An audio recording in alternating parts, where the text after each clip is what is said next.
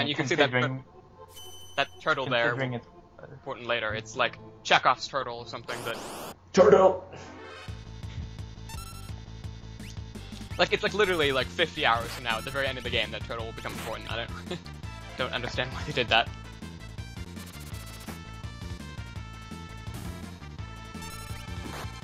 I guess in TV tropes they have a name for that. I don't know. I don't remember what they call it when there's something in the beginning that would be very useful in the it's later. like Chekhov's gun. Yeah, that. Yeah, it's a standard thing in fiction. Yeah, and I took Mog stuff and gave it to Edgar. So that's why I took it before. And again here, if you open any of the treasure chests, you miss things later in the game. I remember. I knew about this, but I didn't know about Chrono Trigger. You actually have two times to, like, you come back here later, and if you open it then, you miss items later on the game. So you have to, it's just, I don't know why they do that. It just seems needlessly cruel. Like, I think it's because they use the same map. Yeah. And if they wanted to change to lock the chests again, they're gonna do something to make all the repeat dungeons interesting. Well, you other than the obvious. But...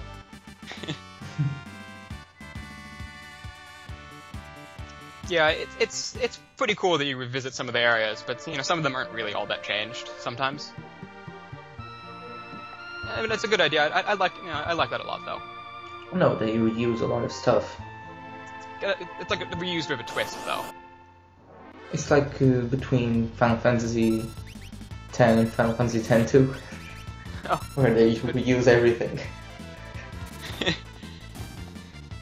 Yeah, 10-2 was clearly more world exploring because you had a jump button.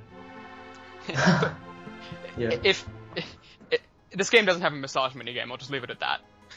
No, I think this game uses less things between halves than Final Fantasy X and Final Fantasy X-2. I'm sure that happens.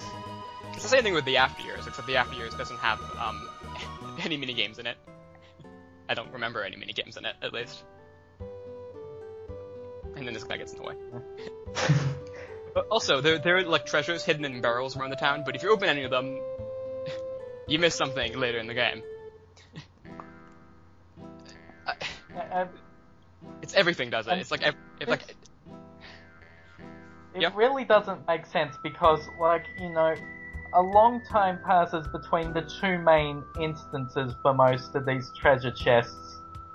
Someone can refill them. I mean, in the after years, there's a few hours difference between some trips through dungeons and they manage to refill them. We name Shadow here now, even though we're not going to actually use him for a long time. I feel like I just jumped into a western or something. Yeah, I don't know why they gave him a spaghetti western theme for a ninja. They were confused. And I'm just gonna do. There's not really very much in Figaro. They say you're coming here, you're headed to South Figaro, but there's really nothing here. There's no reason to actually come here. It's just a pit stop. Yeah. So I'm gonna just grab some of the items that won't disappear, that won't screw me over later.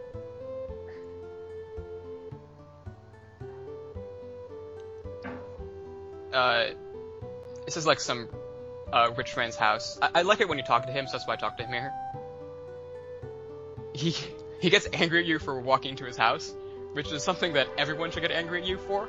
But he's the only person in the entire game. It's strange. More like the entire series. And so we just, after talking to him, we go and raid his secret dungeon.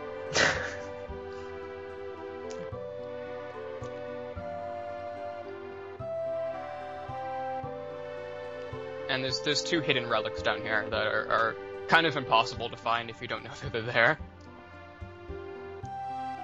And they're pretty good. Hyper-Risk boosts attack, or it's called Vigor in this game. And Running Shoes gives you auto haste. So I gave the haste to Edgar because he's the slowest member of the party, and the attack to Locke because That's the only thing he really does. He attacks and steals. And not much worth stealing yet. No. Yeah. Ask me that again for some reason. The save point makes more sense later in the game when you come back here. And here's this completely crazy room that's just full of money for some reason. And elixirs. And here's the two clocks in here. They don't have elixirs. The only two clocks in the entire game. I just got fooled.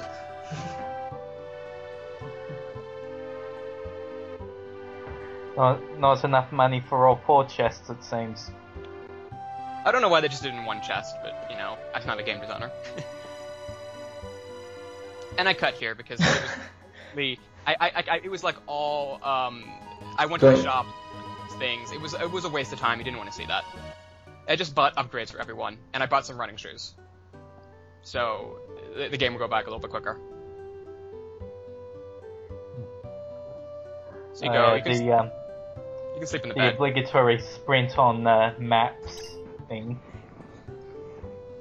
Yeah, it's not in this game automatically, so I had to buy it. So I just wanted to make the playthrough go a little bit faster.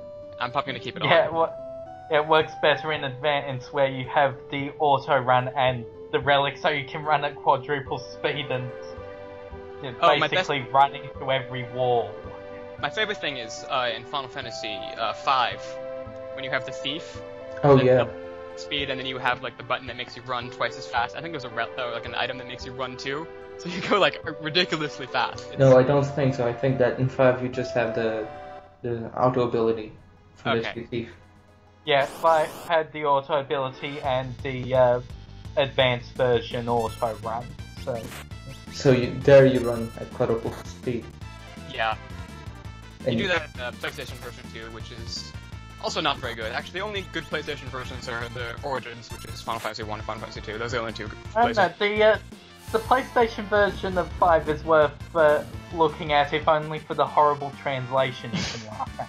Oh, my favorite part is instead of Wyvern, or however you pronounce that, Wyvern, they translate them as Wyverns. Oh. Yeah. Yeah, and like 2 words, so why burn? Yeah. It's some sort of rhetorical question about human society or something. And so I just show off steel here. Something very philosophical.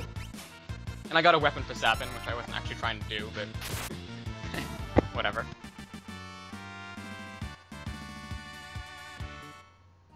And then that's the end of the part here, so next time we're going to be going up into Mount Pulp, and we're going to go get Sabin, and do lots of other things that go beyond Sabin. We're going to go to the Returner's base, and we're probably going to do the Bannon storyline where you go on the raft next time.